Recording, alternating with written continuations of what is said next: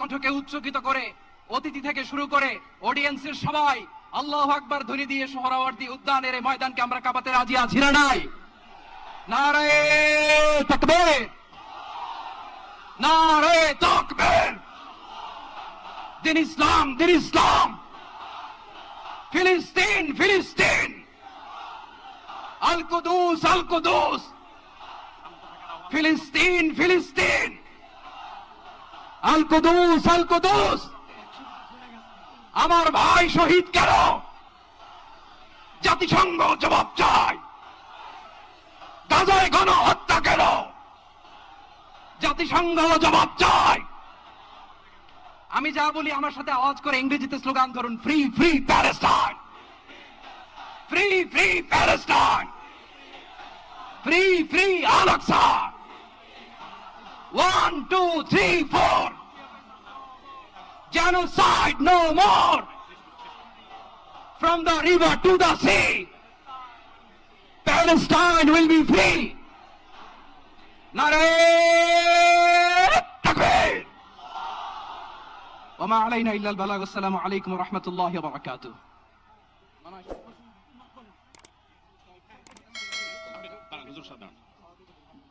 সময় তো উপস্থিতি, আমরা শুধুমাত্র আপনাদেরকে শান্ত করবার জন্য কিছু স্লোগান দেওয়ার চেষ্টা করেছি। আমি এই মুহূর্তে মঞ্চে ডেকে নিচ্ছি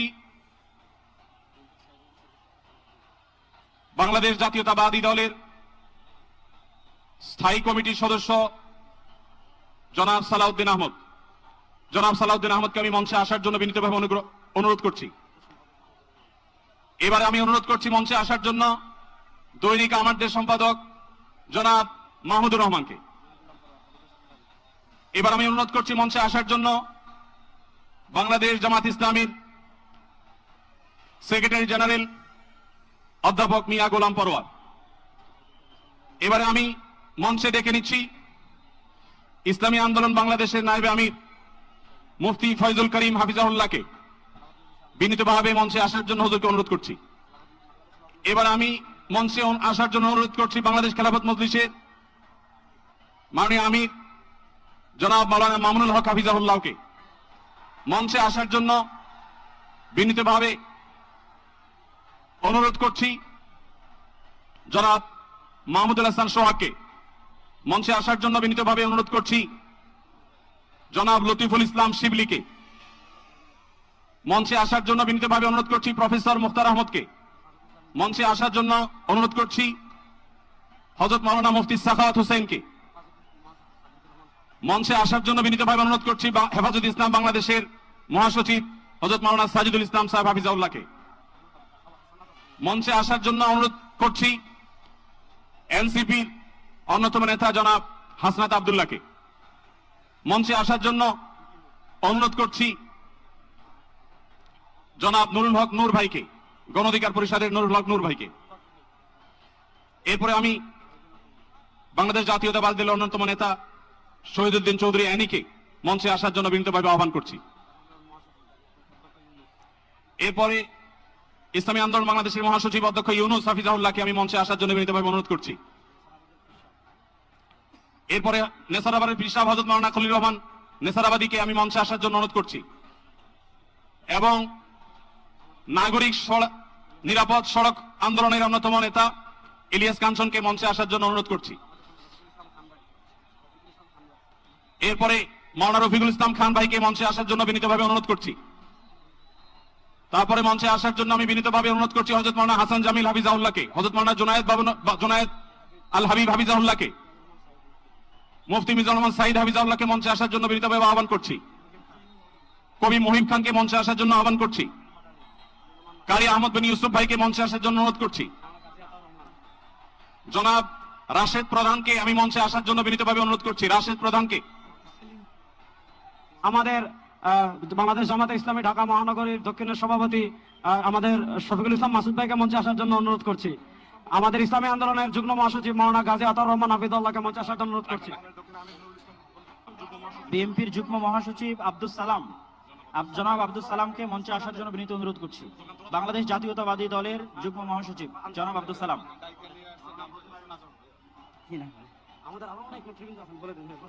Bangladesh labour party doctor Mustafizur Rahman Iran. তাকে মঞ্চে আসার জন্য বিনীত অনুরোধ।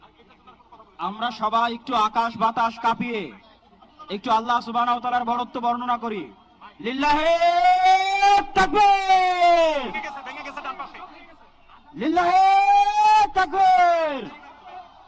এই যে আমার প্রিয় যুবক ভাইরা, এই যে free free Palestine, free free Palestine, from the river to the sea, Palestine will be free. আজকের প্যালেস্টাইন সলিডারিটি মুভমেন্টের আয়োজনে আজকের যে মার্চ ফর গাজা প্রোগ্রামে এই স্টেজ থেকে যে নির্দেশনা আসবে সুশৃঙ্খল ভাবে প্রোগ্রামকে সাকসেসফুল করার জন্য, আমরা কি আহ্বানগুলো শুনতে রাজি আছি? আওয়াজ করে বলতে হবে আমরা কি রাজি আছি সবাই? এই যে যুবক ভাইয়েরা, বিশৃঙ্খলা করা যাবে না, আল্লাহর হস্তে, আল্লাহর হস্তে। আমাদের পুলিশ ভাইরা মাঝখানে আছে, তাদেরকে স্টেজে আসতে দিতে হবে আল্লাহর হস্তে। এখান থেকে আব্দুল হাই মোহাম্মদ সাইফুল্লাহ ভাই, রাজাউল করিম আবরার ভাই যে ইনস্ট্রাকশন দিবে আমরা সেটা মেনে নিতে বাধ্য থাকবো, ঠিক কিনা বলেন? এর ব্যত্যয় আমরা করবো না ইনশাআল্লাহ। আমরা আজকের এই অনুষ্ঠানের ঘোষণাপত্র পাঠ করার জন্য বিনীত অনুরোধ করছি দৈনিক আমার দেশের সম্পাদক মাহমুদুর রহমান। আর এই ঘোষণাপত্রে আমাদের সকলের আজকের বক্তব্য। দয়া করে আমরা শৃঙ্খলা বজায় রাখি। পুলিশ বাহিনী, আইন শৃঙ্খলা বাহিনীকে অনুরোধ করছি। আমি বলবো ফ্রি ফ্রি, আপনারা বলবেন Palestine, free free Palestine, free free Palestine. সবার ফিলিস্তিনের পতাকা উপরে দেখতে চাই, ফ্রি ফ্রি। সবাই বসেন, সবাই বসেন, সবাই বসে যান, সবাই বসেন, ওই সবাই free free, free free, free free, free free, from the river to the sea.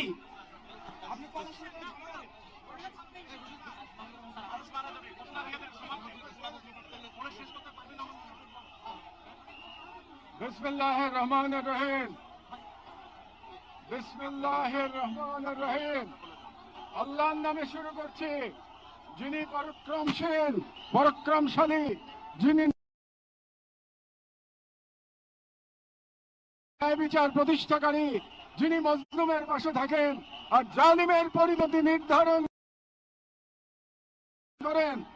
আজ আমরা বাংলাদেশের জনতা যারা জুলুমের ইতিহাস জানি, প্রতিবাদের চেতনা ধারণ করি, সমবেত হয়েছি গাজার মৃত্যু ভয়হীন জনগণের পাশে দাঁড়াতে।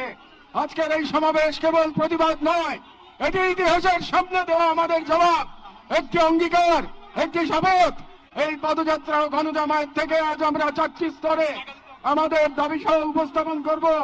আমাদের প্রথম দাবিগুলো জাতিসংঘ আন্তর্জাতিক সম্প্রদায়ের প্রতি, যেহেতু জাতিসংঘ আন্তর্জাতিক সম্প্রদায় সকল জাতির অধিকার রক্ষার, দখলদারিত্ব, গণহত্যা রোধের সংকল্প প্রকাশ করে, এবং আমরা দেখেছি গাজায় প্রতিদিন যে রক্তপাত, যে ধ্বংস চলছে, তা কোনো একক সরকারের ব্যর্থতা নয়, বরং এটি একটি আন্তর্জাতিক ব্যর্থতার ফল। এবং এই ব্যর্থতা শুধু নীরবতার মধ্যেই সীমাবদ্ধ নয়,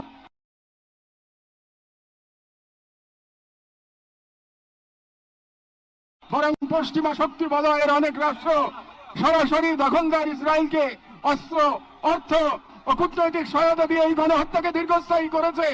এবং এই বিশ্ব ব্যবস্থা দখলদার ইসরায়েলকে প্রশ্নবিদ্ধ না করে বরং রক্ষা করার প্রতিযোগিতায় নেমেছে। সেহেতু আমরা জাতিসংঘ ও আন্তর্জাতিক সম্প্রদায়ের প্রতি জোরালো দাবি জানাচ্ছি, 1. জায়নবাদী ইসরায়েলের গণহত্যার বিচার আন্তর্জাতিক আদালতে নিশ্চিত করতে হবে। 2. যুদ্ধবিরতি নয়, গণহত্যা বন্ধ কার্যকর ও সম্মিলিত পদক্ষেপ গ্রহণ করতে হবে। 3. 1967 সালে পূর্ববর্তী ভূমি ফিরিয়ে দেওয়ার জন্য বাধ্যবাধকতা তৈরি করতে হবে। 4. পূর্ব জেরুজালেমকে ফিলিস্তিন রাষ্ট্রের রাজধানী হিসেবে আন্তর্জাতিকভাবে স্বীকৃতি দিতে হবে। এবং 5. ফিলিস্তিনিদের আত্মনিয়ন্ত্রণ, নিরাপত্তা এবং রাষ্ট্রীয় সার্বভৌমত্ব প্রতিষ্ঠার পথ উন্মুক্ত করতে হবে।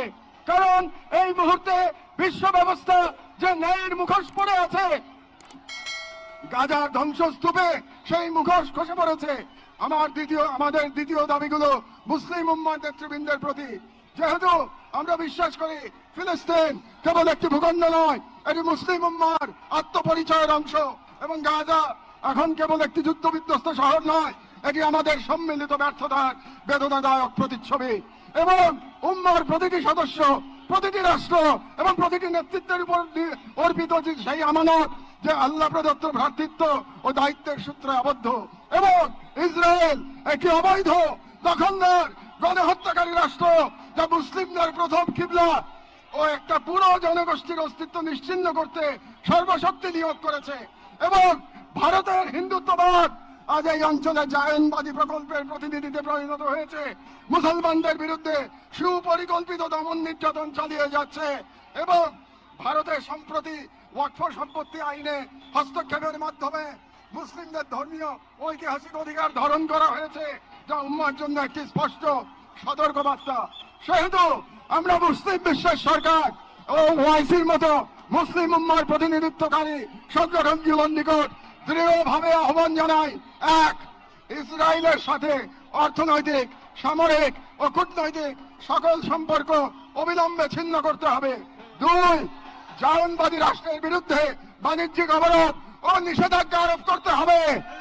তিন, গাজার মুসলিম জনগণের পাশে চিকিৎসা, খাদ্য, আবাসন ও প্রতিরক্ষা সহযোগিতা সহ সর্বাত্মক সহযোগিতা নিয়ে দাঁড়াতে হবে। চার, আন্তর্জাতিক পর্যায়ে ইসরায়েলকে একঘরে করতে সক্রিয় কূটনৈতিক অভিযান শুরু করতে হবে। এবং পাঁচ, জায়নবাদের দোসর ভারতের হিন্দুত্ববাদী শাসনের অধীনে মুসলিমদের অধিকার হরণ, বিশেষ করে ওয়াকফ আইনে হস্তক্ষেপের মতো রাষ্ট্রীয় আগ্রাসনের বিরুদ্ধে ওআইসি ও মুসলিম রাষ্ট্রগুলোকে দৃঢ় প্রতিবাদ ও কার্যকর কূটনৈতিক অবস্থান নিতে হবে। কারণ গাজার রক্ত প্রবাহে আমরা লজ্জিত হওয়ার আগেই গাজার পাশে দাঁড়ানোই উম্মার জন্য সম্মানের একমাত্র পথ। এবং যে নেতৃত্ব আজ নীরব, কাল ইতিহাসের কাঠগড়ায় দাঁড়াতে বাধ্য হবে। আমাদের তৃতীয় দাবিগুলি বাংলাদেশ সরকারের প্রতি। যেহেতু বাংলাদেশ একটি মুসলিম সংখ্যাগরিষ্ঠ রাষ্ট্র, যার স্বাধীনতা সংগ্রামের ভিত্তিতে নিহিত রয়েছে অন্যায় অবিচারের বিরুদ্ধে প্রতিরোধের চেতনা, এবং আমরা বিশ্বাস করি ফিলিস্তিনের প্রশ্নে বাংলাদেশ কেবল মানবতার নয়, ইমানের পক্ষেও এক ঐতিহাসিক অবস্থানে রয়েছে। এবং একটি গণতান্ত্রিক রাষ্ট্র হিসেবে সরকারের দায়িত্ব জনগণের ইমানি ও নৈতিক আকাঙ্ক্ষার প্রতি শ্রদ্ধা রাখা। এবং বাংলাদেশের জনগণ গাজার পাশে থাকার অঙ্গীকার করেছে, তাই রাষ্ট্রীয় পর্যায়ে নীরবতা এই জন আকাঙ্ক্ষার প্রতি অবজ্ঞার সামিল। সেহেতু আমরা বাংলাদেশ সরকারের প্রতি দৃঢ়ভাবে আহ্বান জানাই, এক, বাংলাদেশি পাসপোর্টে অ্যাকসেপ্ট ইসরায়েল শর্ত পুনর্বহাল করতে হবে এবং ইসরায়েলকে রাষ্ট্র হিসেবে স্বীকৃতি না দেওয়ার অবস্থান আরো সুস্পষ্টভাবে প্রকাশ করতে হবে।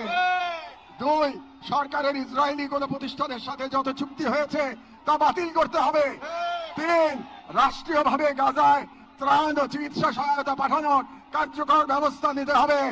চার, জায়নবাদের দোসর ভারতের হিন্দুত্ববাদী সরকারের অধীনে মুসলিম ও অন্যান্য সংখ্যালঘুদের উপর চলমান নির্যাতনের বিরুদ্ধে রাষ্ট্রীয়ভাবে প্রতিবাদ জানাতে হবে। যেহেতু হিন্দুত্ববাদ আজ শুধু একটি স্থানীয় মতবাদ নয়, বরং আন্তর্জাতিক জায়নিস্ট ব্লকের অন্যতম দোসর। ছয়, পাঠ্য বই ও শিক্ষানীতিতে আল আকসা, ফিলিস্তিন এবং মুসলিমদের সংগ্রামী ইতিহাসকে অন্তর্ভুক্ত করতে হবে, যাতে ভবিষ্যৎ মুসলিম প্রজন্ম নিজেদের ইতিহাস, ঐতিহ্য ও আত্মপরিচয় নিয়ে গড়ে ওঠে। কারণ রাষ্ট্র কেবল সীমানা নয়, রাষ্ট্র এক আমানত, আর এই আমানত রক্ষা করতে না পারলে ইতিহাস আমাদের ক্ষমা করবে না। আমাদের সর্বশেষ দাবিগুলো নিজেদের প্রতি, যা মূলত একটি অঙ্গীকার দাবা। যেহেতু আমরা বিশ্বাস করি আল কুদস কেবল একটি শহর নয়, এটি ইমানের অংশ, এবং আমরা জানি বাইতুল মুকাদ্দাসের মুক্তি অন্য কারো হাতে নয়, আমাদেরই কোনো প্রজন্মের হাতে তা লেখা হবে। এবং আমরা বুঝি জায়নবাদের প্রতিষ্ঠা মূলত আমাদের নিজেদের আত্মবিস্মৃতির ফল, এবং আজ যদি আমরা প্রস্তুত না হই, তাহলে আল্লাহ না করুন কাল আমাদের সন্তানেরা হয়তো এমন এক বাংলাদেশ পাবে যেখানে হিন্দুত্ববাদ ও জায়নবাদ একত্রে নতুন গাজা তৈরি করবে। এবং গাজা আমাদের কেবল বেঁচে থাকা নয়, সংগ্রামে দৃঢ় থাকা।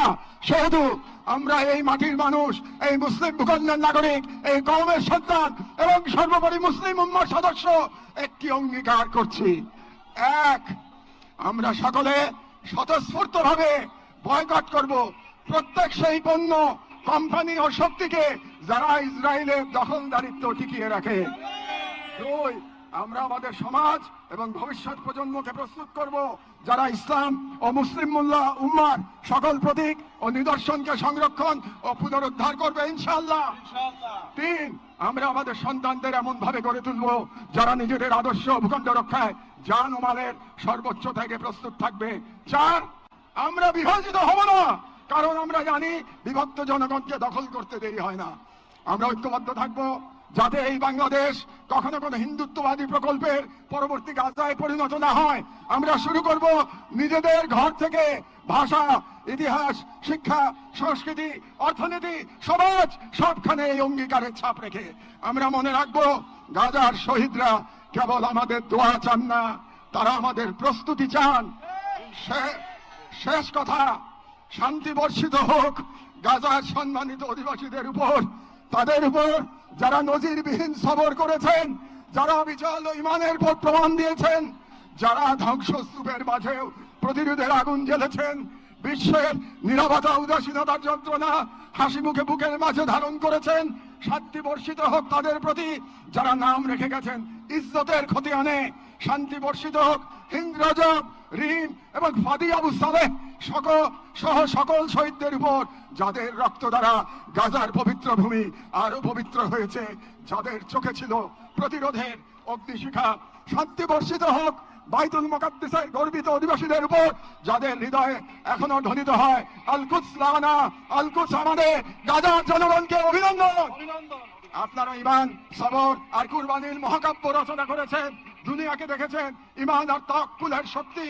আমরা বাংলাদেশের মানুষ শাহজালাল আর শরীয়তুল্লাহর ভূমি থেকে দাঁড়িয়ে আপনাদের সালাম জানাই, আপনাদের শহীদদের প্রতি ভালোবাসা ও শুভেচ্ছা জানাই। আর আমাদের কণ্ঠে উচ্চারিত হয় এই দোয়া, হে আল্লাহ, গাজার এই সাহসী জনপদকে তুমি সেই পাথর বানিয়ে দাও যার উপর গিয়ে ভেঙে পড়বে জায়নিস্টদের সব ষড়যন্ত্র। বাংলাদেশের সর্বস্তরের জনগণের পক্ষে প্যালেস্টাইন সলিডারিটি মুভমেন্ট বাংলাদেশ।